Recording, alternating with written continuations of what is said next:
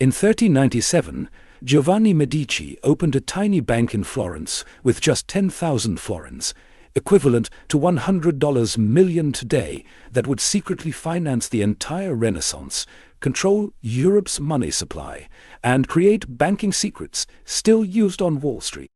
Giovanni's genius wasn't gold, it was paper.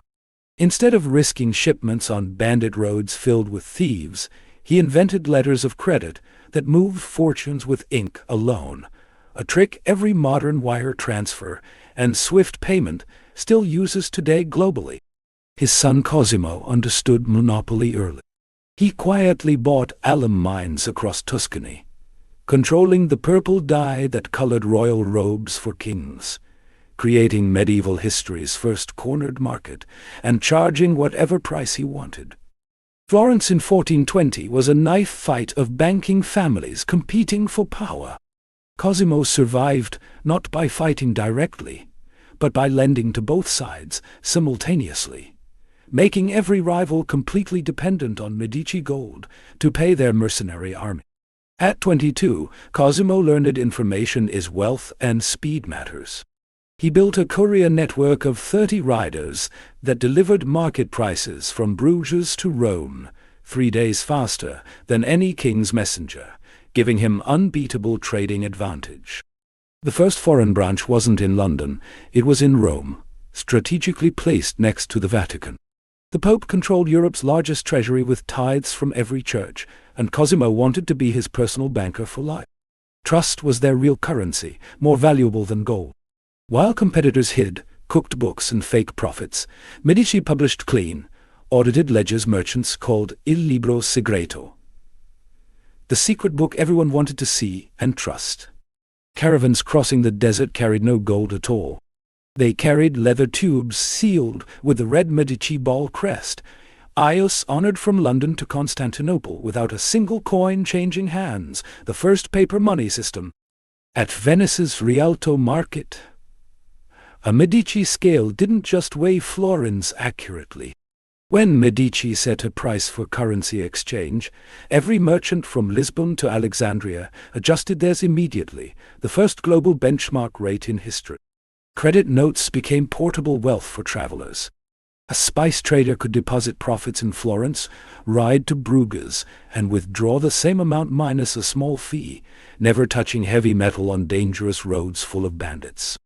When vault doors opened at dawn in 1440, sunlight hit towers of Florence stacked so high apprentices used ladders to count them, over 2 tons of gold in one room, more wealth than most kingdoms own.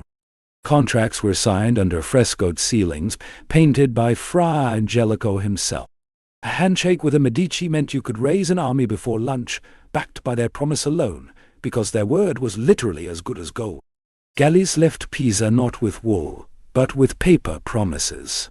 Medici-Joas bought pepper in Alexandria for 10 florins and sold for 35 in Venice, 250% profit without moving gold, the purest arbitrage ever invented. Double-entry bookkeeping wasn't invented by Medici, but they perfected it in 1450, tracking every debt from a pope's war loan to a baker's weekly bread bill on opposite pages, creating modern accounting that still runs every business. At its peak in 1464, the Medici Palace burned 1,000 beeswax candles nightly, each costing a laborer's daily wage, all paid for by interest that compounded while the family slept, the power of compound interest made visible. Artists like Donatello and Botticelli weren't just decoration for palaces, they were collateral. A bronze David could be pawned for 500 florins overnight, art as a liquid asset centuries before Sotheby's and Christie's existed in London.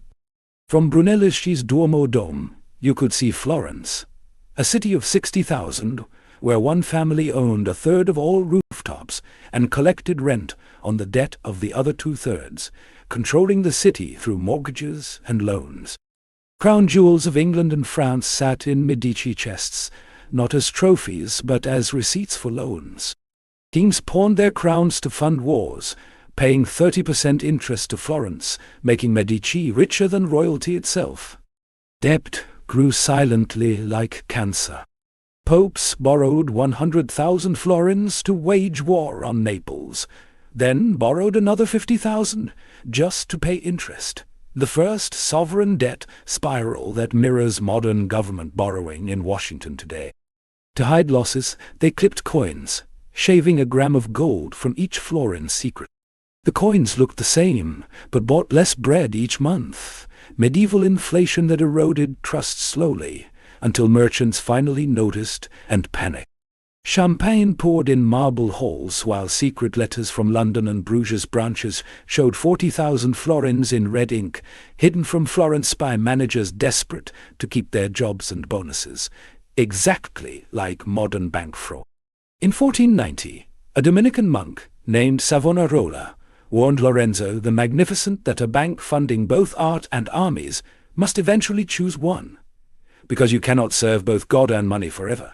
Lorenzo laughed and ordered more wine. Panic began not in Florence, but in Bruges in 1494.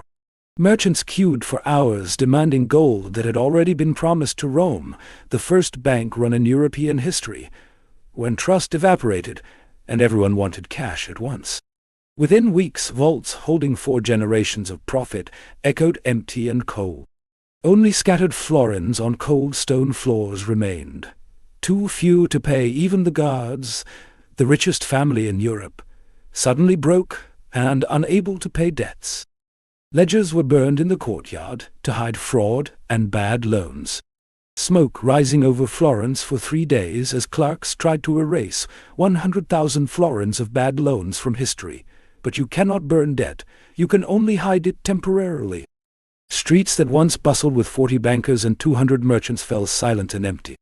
Florence became a ghost town where credit, the invisible money that powered everything, had evaporated overnight, leaving only empty vaults and broken promises behind. 5 centuries later, Lehman Brothers collapsed the same way in 2008, with $600 billion in leverage and blind faith that housing prices only rise forever. Just like Medici trusted kings to repay their massive war debts without question. Roman emperors clipped silver from denarii before their fall, reducing silver content from 95 to 5% over 2 centuries. Exactly how the US dollar has lost 97% of its purchasing power since 1913 through endless money print. Today, an investor in Ohio can learn from Cosimo's mistakes and successes. Own what you can hold, like gold and land. Lend only what you can afford to lose completely, and keep 20% cash for the crash everyone else ignores and denies. The Medici rule endures for every American portfolio today. Diversify across borders and asset classes. Own real assets no government can debase or inflate away. Stay humble when markets cheer, and remember credit is trust, and trust evaporates fastest in a crisis.